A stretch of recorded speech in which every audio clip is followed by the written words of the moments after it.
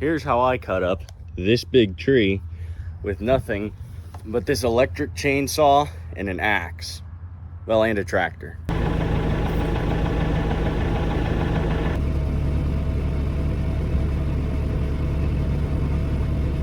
I cut that other limb nice and short, so it's not gonna hit my tractor.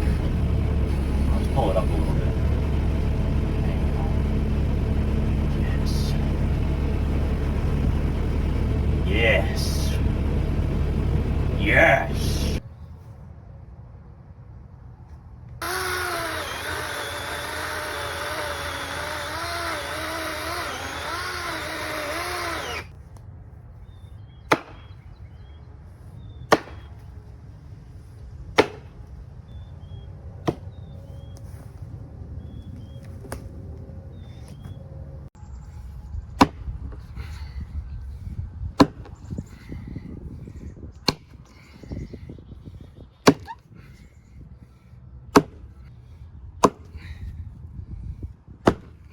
Boom.